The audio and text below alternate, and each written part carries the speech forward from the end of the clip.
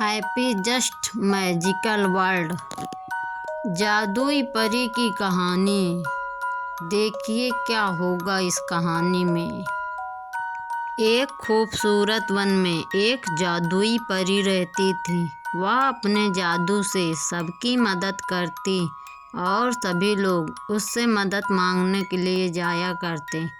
जितना हो सके वह सबकी मदद करती और खुश रहती।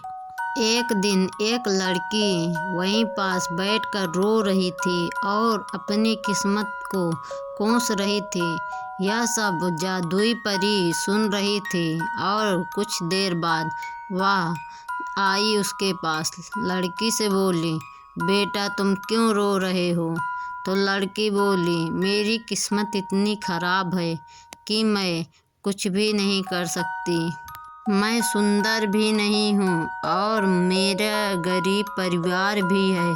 मैं अब क्या करूँ? मेरी विवाह नहीं हो रहा है। ना मैं सुंदर हूँ, ना मेरे पास धन है। इसी वजह से मुझसे कोई शादी नहीं कर रहा। तो जादुई परी बोलती है, बस इतनी बात है। फिर वह बोलती है कि मैं तुम्हें जादू से खूबसूरत तो बना दूंगी, पर मेरी कुछ शर्तें होंगी जिसको तुम भूल कर भी इनकार नहीं कर पाओगी, वरना तुम पहले से भी बदसूरत हो जाओगी। तो फिर लड़की बोलती, ठीक है। जादू से उसे बहुत खूबसूरत बना देती है और बोलती है कि मेरी कुछ शर्तें हैं, उन्हें सुन लो। पहली बात तो किसी से बताना नहीं कि मैं कैसे खूबसूरत हुई, ना तो मेरे बारे में बताना, वरना तुम्हारा रूप पहले से भी क्रूप बन जाएगा। और मेरी बात को गौर से सुनना कि कभी किसी की सुंदरता को देखकर जलना नहीं तो तुम्हारा पहले से भी ज़्यादा चेहरा काला पड़ जाएगा। फिर बाद में मुझसे न कहना कि यह क्या हो गया। तो लड़की बोलती है, ठीक है, मैं किसी से नहीं कहूँगी।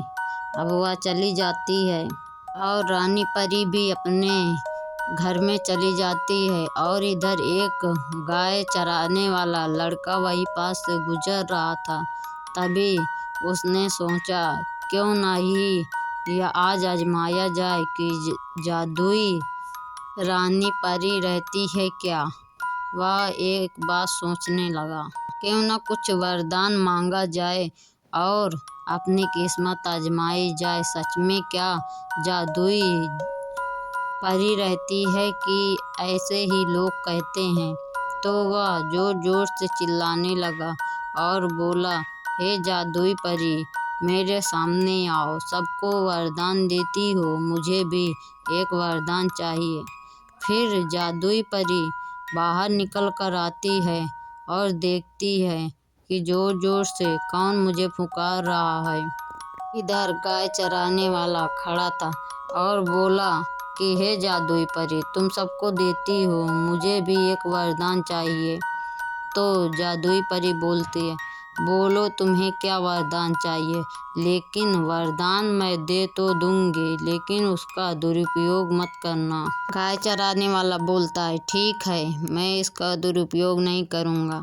वह वरदान मांगता है कि मेरी शादी एक सुंदर लड़की से हो और मैं उसके साथ जीवन खुशी खुशी व्यतीत करूं और मेरे घर में भी धन दौलत की कमी न हो। तो जादुई परी थोड़ी देर सोचती है और फिर बोलती है कि ठीक है, मैं तुम्हारे लिए एक सुंदर लड़की और सुशील कन्या शादी के लिए भाग में लिखती हूँ, और जाओ, तुम्हारी शादी उसी से होगी जिससे तुम प्रेम करोगे और उसी से तुम्हारा विवाह भी होगा। तो गाय चराने वाले को विश्वास नहीं हो रहा था। फिर वह बोला कि मुझे कैसे पता चलेगा कि मेरी इच्छा पूरी हो गई है। तो जादुई परी बोलती है, मैं बोलती हूँ, आज रात तुम्हारे सपने में उसी का चेहरा नजर आएगा जो सबसे सुशील कन्या होगी, और तुम उसे देख लेना और विवाह के लिए प्रस्ताव भेज देना। फिर वह गौ चराने वाला वहाँ से चला जाता है। फिर इधर रात हो जाती है। अब वह सोने जाने लगता है। तब जादुई परी की बात उसे याद आती है। फिर वह आँख मूंद कर सो जाता है। उसे सच में एक सुंदर सुशील कन्या का चेहरा नजर आया। वह उठकर बैठा और बोला, यह बात तो सच है। अब वह उसे मन ही मन अपनी पत्नी मान चुका था और फिर बोला कि मैं इसी से विवाह करूँगा। फिर वह उसकी खोज में निकल पड़ता है। फिर खोजते खोजते उसे वही लड़की मिल जाती है जिसको जादुई परी ने वरदान दिया था खूबसूरती का।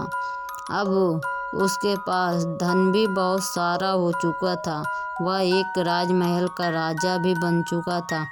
तो वह लड़की के घर प्रस्ताव भेजता है अपनी शादी के लिए। अब लड़की तो खूबसूरत बन चुकी थी, तो अब उसे किसी चीज़ की चिंता ही नहीं थी। उसके पिताजी ने भी हाँ कर दी थी।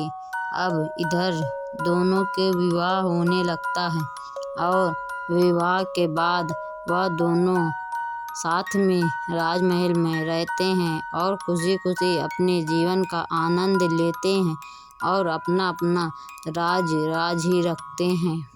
और इधर जादुई परी भी खुश रहती है कि सभी की इच्छा पूरी हो रही है।